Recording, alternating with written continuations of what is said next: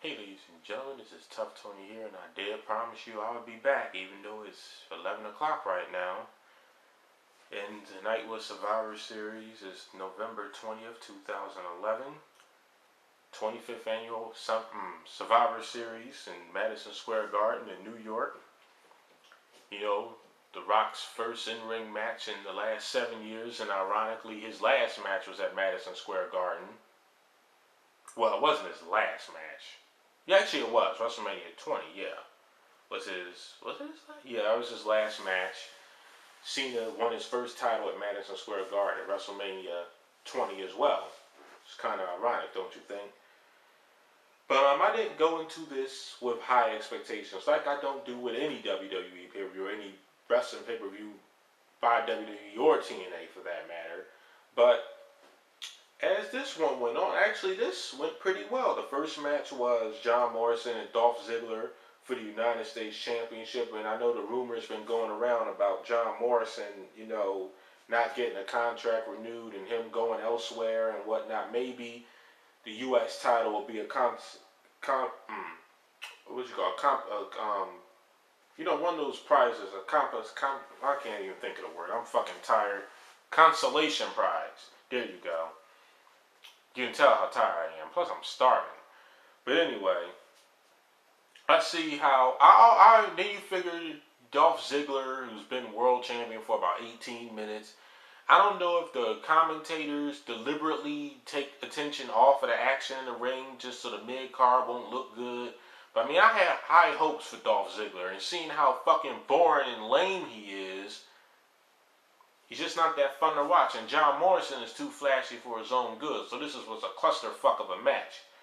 Wasn't a bad one, but it was kind of clusterfuckish. This match pretty much was typical Dolph Ziggler, John Morrison. John Morrison, and of course Ricky got ejected. Then they went back and forth. John Morrison looked like he had a chance. Tried to go for a Starship Pain. Boop!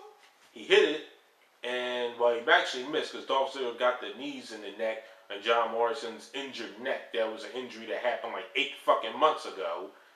And he still won a hard one, and he hit him with a zigzag for the win. All through that match, they was chanting for "We want Zach" or "We want Ryder." Actually, "We want Ryder." That's what they was chanting because he's from Long Island, and he's supposedly wanting a U.S. title match. I'm surprised that he actually has a damn fan base. I'm surprised any of them have a fan base, consider how WWE treats them. He comes out, beats on Dolph Ziggler, and goes back to where he was, probably back to the internet world with his little internet championship, whatever the fuck that is.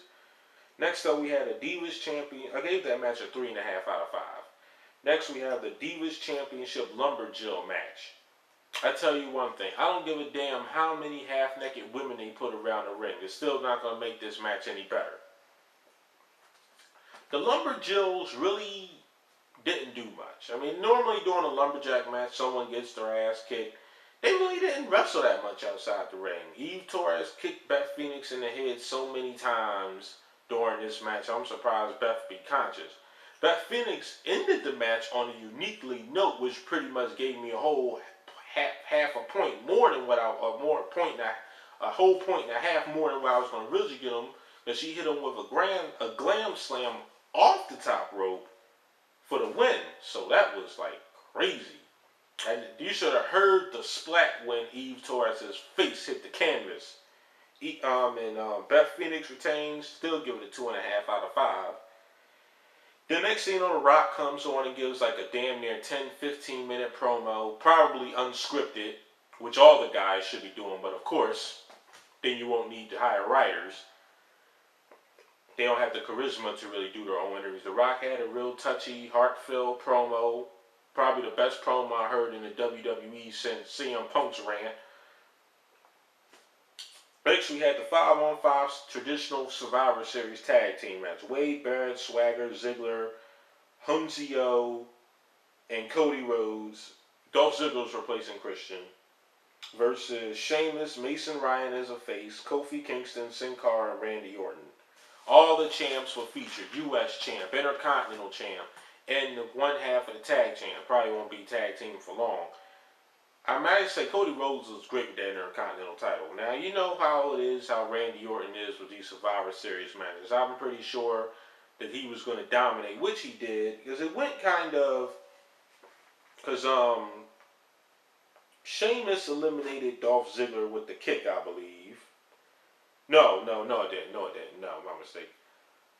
Someone started out with Ziggler. I think Kofi started out with Ziggler, then Orton got tagged and hit him with a quick RKO and got him out of there.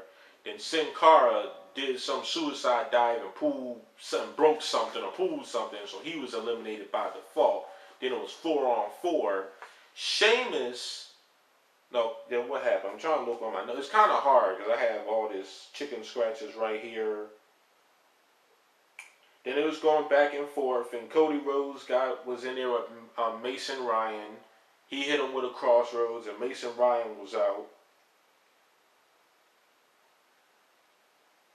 Then Barrett eliminated Kofi Kingston. He kicked him in the head and then hit him with that Wade slam.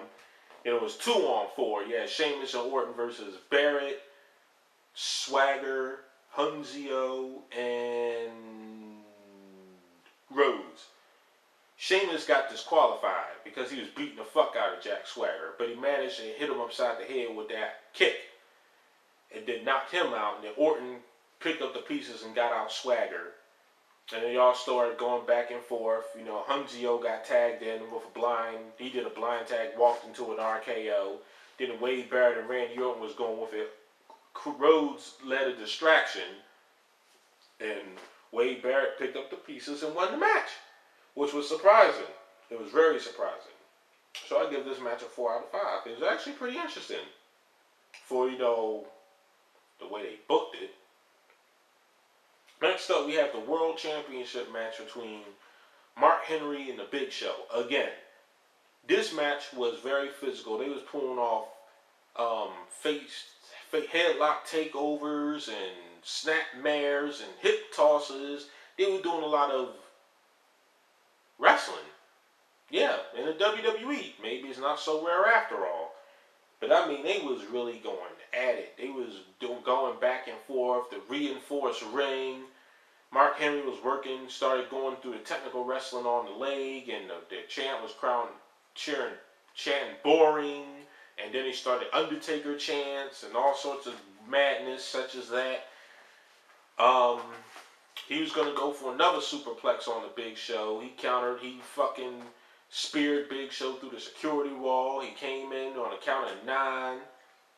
Big Show whipped to the top rope after he knocked out Mark Henry. No, he didn't knock him out. I think I forget what he did, but he went to the top rope and hit him with an elbow drop. No, he hit him with a super kick. And then he went to the top rope for the longest climb. It took damn near 2 minutes for him to do it. And elbow dropped him, and Mark Henry kicked out. Then Big Show was about to go for the knockout punch. Mark Henry kicked him in the balls to force a disqualification. Normally that ending would have got a 3 out of 5. I mean, a 3.5 out of 5 because that shitty ending. But when it's all said and done, Big Show went off. They started going at. He knocked out Mark Henry and took that chair and crashed it right across his ankle. For turnabout is fair play. The afterwards stuff I had to give a 4. So that match ended up getting a 4 by default.